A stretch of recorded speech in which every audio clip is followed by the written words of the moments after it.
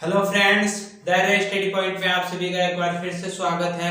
हमने पिछली वीडियो में संयुक्त राष्ट्र संघ के बारे में जाना, संयुक्त राष्ट्र संघ के कितने अंग हैं उनके बारे में जाना, संयुक्त राष्ट्र संघ का कार्य क्या है, वह कैसे कार्य करती है, उसकी स्थापना कब हुई थी। इसके बाद में हमने पहला पॉइंट देख लिया था कि महासभा या साधारण सभा, जिसे जनरल असेंबली के नाम से जाना जाता है, उसके बारे में देखा। दूसरा पॉइंट हमने महासभा का जो संगठन है उसके बारे में देखा, जिसमें हमने सभापति, जो महासभा का जो अधिवेशन होता है उसमें सभापति, उपसभापति, उसका कार्य, महासभा में जो सभापति चुना जाता है वो किस पद्धति के आधार पर चुना जाता है, अध्यक्ष का क्या कार्य होता है, क्या रोल होता है, इन सभी के बारे में हमने चर्चा कर ली थी। यदि आपने वो वीडियो नहीं देखा है तो मैं उसका लिंक डिस्क्रिप्शन बॉक्स में डाल दूंगा, आप वहां पर भी उसको जाकर देख सकते हो। आज अपन महासभा अपन का टॉपिक चल रहा था और महासभा में अपन आज अधिवेशन की बात करेंगे कि महासभा का अधिवेशन वर्ष में कितनी बार आयोजित किया जाता है, यानी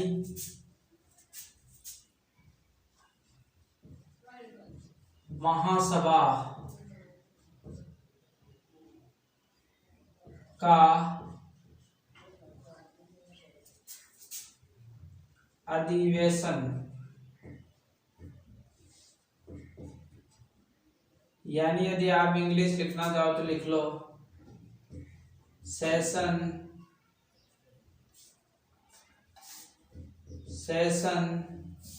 ऑफ जनरल असेंबली,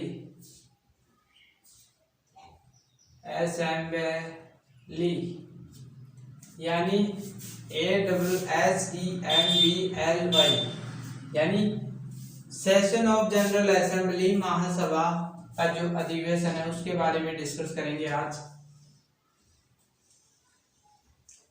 तो यानी महासभा का अधिवेशन वर्ष में कितनी बार मनाया जाता है, तो जो संयुक्त राष्ट्र संघ का जो निर्माण हुआ है उसके लिए अटलांटिक चार्ट था, और उस अटलांटिक चार्ट यानी संयुक्त राष्ट्र संघ के चार्टर के अनुसार महासभा का अधिवेशन, महासभा का अधिवेशन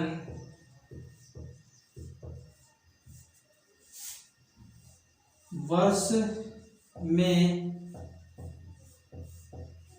एक बार बुलाना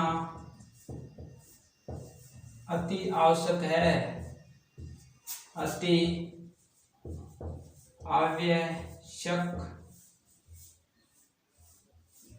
आवश्यक है। इसके बाद में यानी संयुक्त राष्ट्र संघ का जो चार्टर है उसमें स्पष्ट दे रखा है कि आप महासभा का अधिवेशन वर्ष में एक बारी तो अवश्य ही बुलाना पड़ेगा। अब अपन को यह भी ध्यान होना चाहिए कि अपन किस माह में अधिकतर महासभा का अधिवेशन बुलाया जाता है, तो सितंबर माह में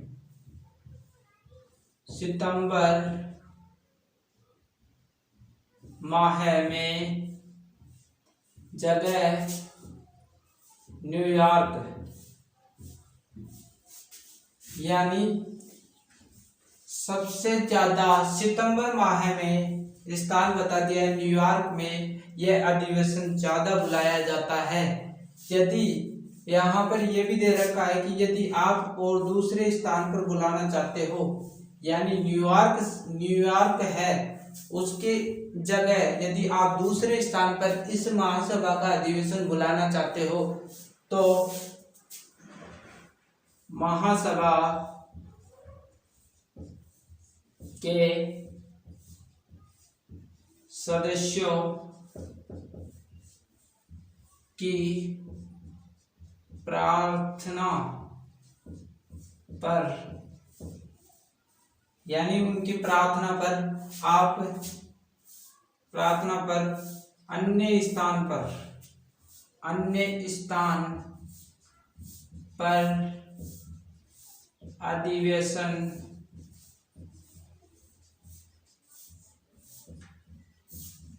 बुलाया जा सकता है।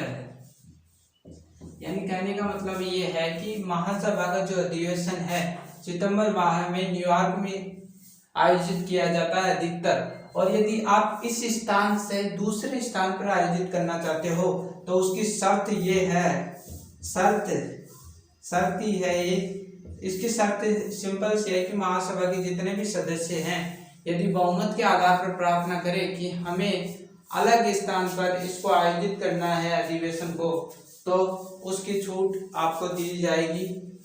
तीसरी जो बात है कि जो महासभा का अधिवेशन है वो सबसे पहले कब आयोजित किया गया, तो महासभा का अधिवेशन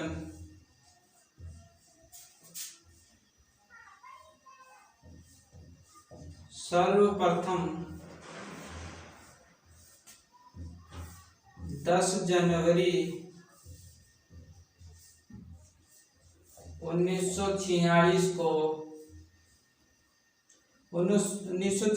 को आयोजित किया गया। यानी महासभा का जो अधिवेशन है सर्वप्रथम 10 जनवरी 1946 को आयोजित किया गया था, क्योंकि संयुक्त राष्ट्र संघ का निर्माण तो सितंबर 1945 को हुआ था। तो इसके जो 6 अंग हैं संयुक्त राष्ट्र संघ के, उन्होंने कार्य शायद 1946 के आसपास प्रारंभ किया होगा। तो शुरुआती महीना ही है ये 10 जनवरी 1946 को प्रथम अधिवेशन आयोजित किया गया था। अब सबसे इम्पोर्टेंट बात ये है कि विशेष अधिवेशन, यानी जो महासभा का जो विशेष अधिवेशन है वो कैसे बुलाया जा सकता है, क्या प्रक्रिया होती है, उसके बारे में भी अपन देख लेते हैं। महासभा का विशेष अधिवेशन, यानी विशेष अधिवेशन कैसे बुलाया जा सकता है, तो इसका रूल है कि सबसे पहले तो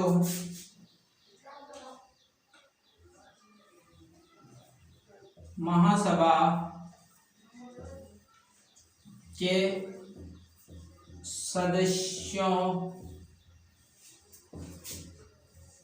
के बहुमत के आधार पर बहुमत सबसे पहले तो जो महासभा है उसके सदस्यों में बहुमत होना चाहिए, प्लस जो सुरक्षा परिषद है,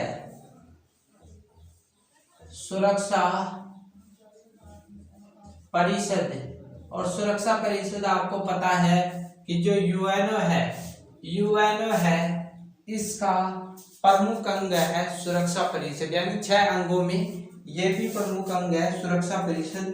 यानी सुरक्षा परिषद के 9 सदस्यों, यानी महासभा के जो अधिवेशन, महासभा के सदस्यों का बहुमत एक तो, और दूसरा सुरक्षा परिषद के 9 सदस्यों के बहुमत के आधार पर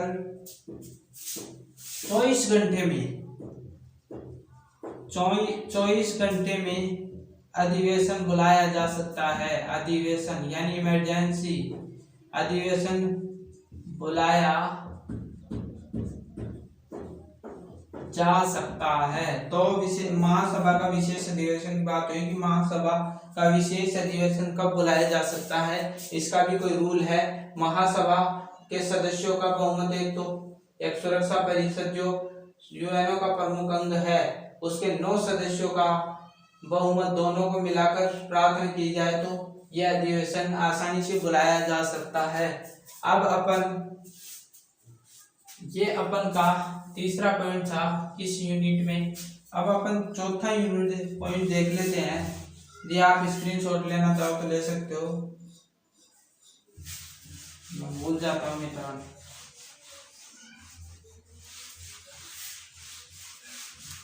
अब अपन महासभा की जो समितियां हैं उसके बारे में डिस्कस करेंगे।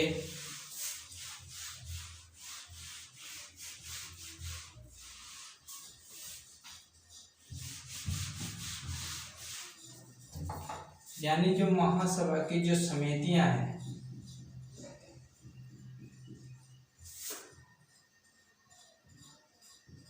महासभा की समितियां, आपको इसकी इंग्लिश भी लिखनी चाहिए।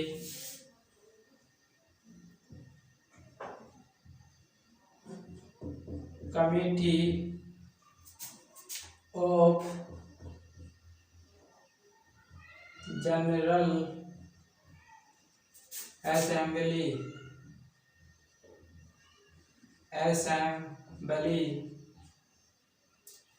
यानी महासभा की जो समितियां हैं, ये चौथा पॉइंट है इसका।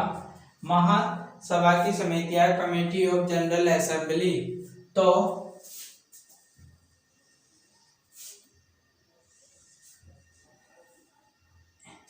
यानी महासभा की समितियों की स्थापना करने की आवश्यकता क्यों पड़ी, क्योंकि महासभा का कार्य अधिक होने के कारण इसके लिए होने के कारण कुछ समितियों की स्थापना की गई। यानी कार्य क्षेत्र अधिक होने के कारण, क्योंकि महासभा स्वयं अपना कार्य नहीं संभाल सकती, इसलिए इसने समितियों की स्थापना कर दी। अब ये समितियां कितनी हैं वो भी देख लेते हैं। यानी 6 समितियों की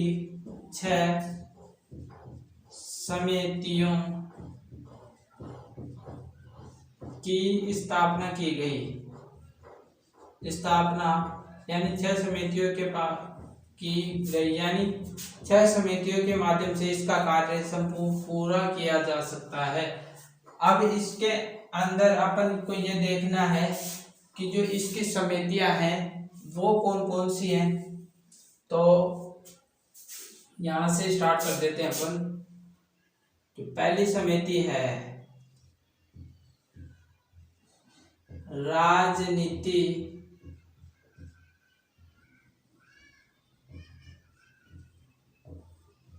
एवं सुरक्षा समिति, यानी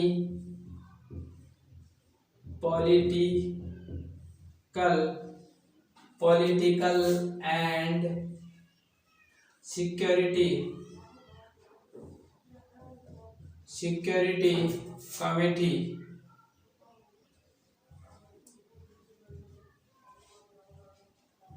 कमेटी, ये इसकी इंग्लिश हो गई। दूसरी जो समिति है वो आर्थिक एवं वित्तीय समिति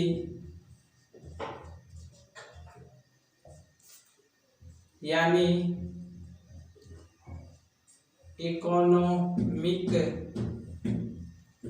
एंड फाइनेंशियल FINANCIAL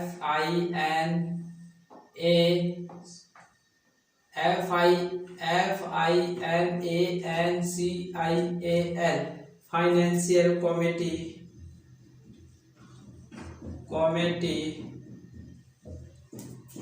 इसके बाद इधर लिख देता हूं मैं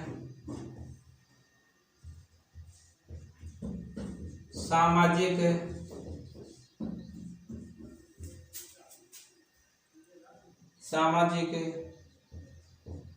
सांस्कृतिक एवं मानवीय समिति यानी सोशल कल्चरल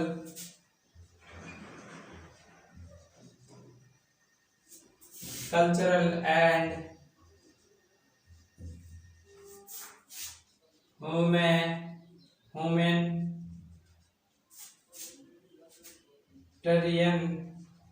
यानी HUMANTARIAN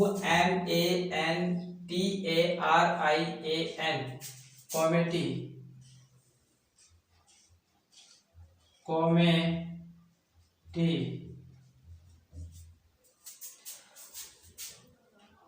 जो चौथा है वो प्रशासकीय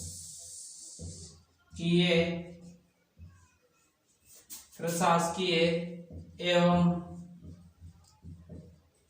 बजट समिति। इसके भी आप इंग्लिश लिख लीजिए एडमिनिस्ट्रेटिव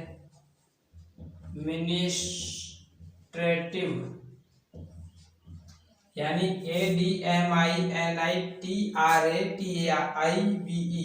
एडमिनिस्ट्रेटिव एंड बुडगेटरी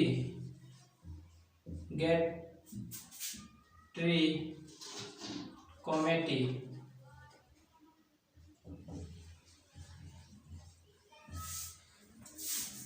और जो पांचवी है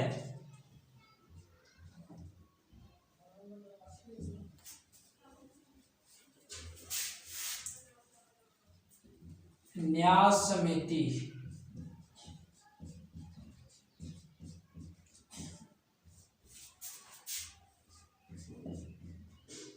ट्रस्टीशिप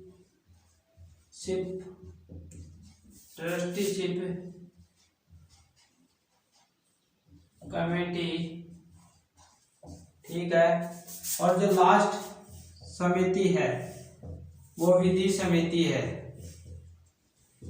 विधि समिति ये लास्ट है।